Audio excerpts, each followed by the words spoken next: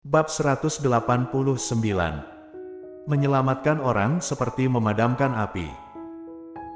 Di tengah malam, Annie berjalan mengikuti Arthur di sepanjang koridor, sambil bergumam, "Ini tengah malam, apakah tidak bisa memberikanku waktu untuk istirahat? Setiap ada masalah selalu datang mencariku." Arthur tampak sedih. "Bibi Song, aku juga tidak bermaksud untuk mengganggumu, tapi ini benar-benar adalah perintah dari Tuan Muda Ye. Aku juga tidak ada cara lain." Annie meliriknya, "Apa masalahnya kali ini?" "Nyonya muda kedua kami diberi obat, jadi." "Diberi obat?" Annie menatap, "Obat apa yang diberikan? Apakah jenis obat yang aku pikirkan?" Arthur mengangguk dengan senyum pahit. Annie segera melebarkan matanya, "Ada yang terjadi. Apakah Colden tidak bisa melindunginya dengan baik?" "Bibi, jangan membicarakannya lagi. Cepat ikut aku, menyelamatkan orang seperti memadamkan api." "Sial." Annie tidak bisa menahan diri untuk tidak mencibir, "Apakah masih butuh aku untuk menyelamatkannya? Tidak bisakah dia menyelamatkannya sendiri?" "Benar-benar." Arthur baru saja berhenti, mengeluarkan kartu kamar dan menggeseknya, lalu membuka pintu. "Tuan Muda Ye, bibimu sudah datang." Keduanya tercengang melihat pemandangan di ruangan itu.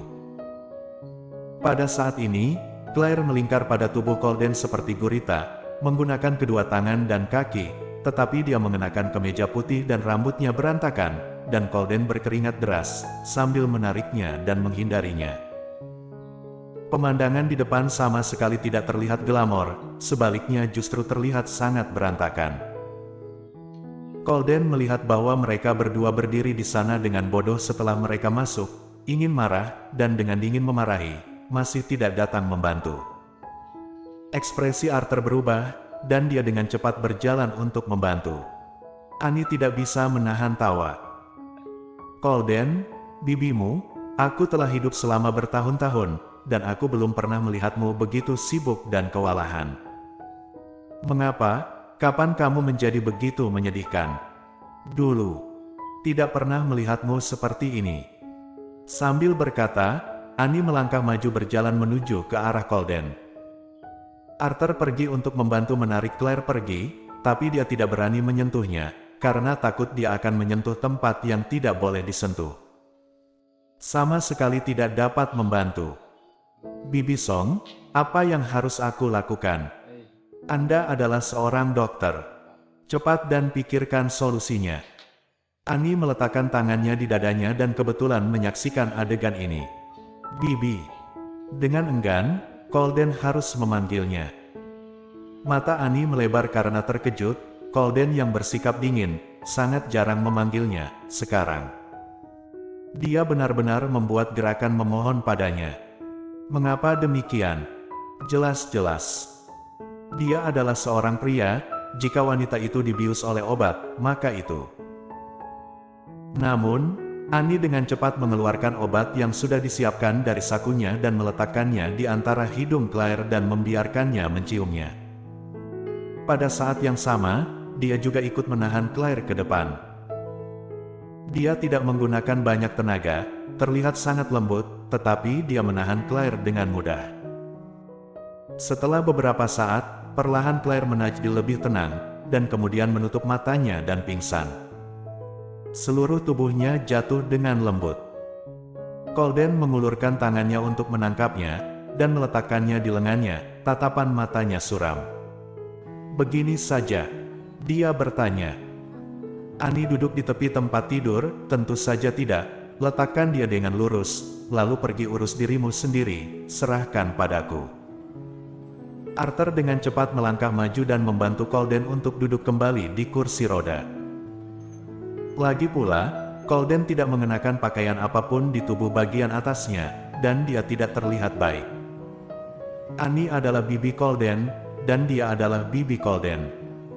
Dan menyerahkan Claire padanya, dia juga tidak khawatir. Setelah orang-orang pergi, Annie memandang Claire yang sedang tidur, dan mau tidak mau menggelengkan kepalanya dan menghela nafas. Di ruangan lain, Arthur mengenakan kemeja putih untuk Colden, dan tidak bisa menahan diri untuk mengatakan, "Tuan Muda Ye, mengapa kamu? Mengapa kamu tidak memberinya?" Dia tidak berani mengucapkan kalimat di belakang, takut jika dia mengatakannya, dia akan kehilangan nyawanya. Benar saja, setelah dia selesai berbicara, napas Colden menjadi sedikit lebih dingin, dan tatapannya yang seperti pisau menyapu ke arahnya. "Apakah ada giliranmu untuk berbicara?" Arthur tanpa sadar menelan, "Tidak berani. Aku hanya bertanya, aku tidak tahu apakah Bibi Song bisa." "Diam." Colden berkata dengan tidak sabar, seluruh tubuhnya mudah tersinggung dan panas, di suatu tempat karena keinginan yang terus berlanjut. Jelas-jelas itu adalah istrinya, tetapi dia harus mempertimbangkan tubuhnya dan mengendalikan dirinya sendiri. Memikirkannya, membuatnya frustrasi. Tiba-tiba, Colden berkata dengan dingin, "Keluar." "Arthur." "Baik Tuan Muda Ye." Arthur keluar. Colden menyalakan sebatang rokok, memutar roda ke jendela, melihat pemandangan malam yang menyilaukan dari lampu di luar jendela, dan menghisap sebatang rokok. Dalam asap berkabut, garis ketampan Colden menjadi kabur, dan cahaya di bawah matanya berkedip-kedip dalam asap. Setelah waktu yang lama, Colden mendengar suara dari luar. "Tuan Muda Ye." Colden tidak tahu berapa batang yang ia hisap, dan segera mematikannya setelah mendengar kata-kata itu, dan kemudian memutar roda untuk keluar. "Nyonya muda kedua sudah bangun," kata Arthur. Mata Colden sedikit menyipit, "Aku mengerti." Ketika Colden tiba di kamar, Annie sedang berbicara dengan Claire, "Malam ini, kamu dapat beristirahat dengan baik dan tidur nyenyak untuk 1 malam. Ketika kamu bangun besok pagi, tidak akan ada apa-apa." Setelah Claire sadar kembali, dia ingat apa yang telah terjadi sebelumnya, dan dia masih sedikit khawatir, apakah tidak apa-apa. "Aku." Mengetahui apa yang dia khawatirkan, Annie membelai alisnya dengan lembut, dan berkata seperti seorang senior yang mengkhawatirkannya. "Gadis bodoh, aku adalah seorang dokter. Tentu saja aku tahu apa yang kamu khawatirkan. Jangan khawatir, anak itu baik-baik saja." Dia akhirnya menyebutkan anak itu, dan Claire secara alami merasa lega ketika dia mengatakan bahwa anak itu baik-baik saja. "Terima kasih." Annie tidak bisa menahan tawa, "Kamu adalah istri Colden, dan aku Bibi Colden. Mulai sekarang kamu akan memanggilku Bibi seperti dia." Mendengar itu, Claire tidak bisa menahan diri untuk tidak tercengang. Jika dia memanggil bibinya seperti Colden, bukankah itu Bibi? Ketika sedang memikirkannya, suara dingin Colden berdering, dan Claire melihat ke arah sumber suara, dan melihat Colden yang mendekat kemari. Malam ini, kesadarannya masih lebih sadar. Ketika dia melihat Colden, dia ingat apa yang telah dia lakukan sebelumnya, terutama ketika dia melihat tanda merah di lehernya. Wajah Claire semakin merah. Pada saat itu, dia memeluk leher Colden dan mencium dan menggigitnya, memohon kepadanya untuk membantunya. Melihat ke belakang, Claire tiba-tiba merasa bahwa dia seharusnya tidak bangun sama sekali, atau tidak mengakuinya sama sekali. Namun, Claire tidak dapat menyembunyikan emosinya sama sekali. Begitu Colden muncul, dia tersipu, dan siapapun dengan mata yang tajam tahu apa yang ada dalam pikirannya. Seperti Colden yang meliriknya dengan dingin. "Colden, Bibi katakan padamu. Kamu dapat mengatakan bahwa apa yang terjadi terakhir kali adalah kecelakaan. Dan kali ini kamu tidak dapat membuat alasan untuk dirimu sendiri lagi, kan? Claire adalah istrimu.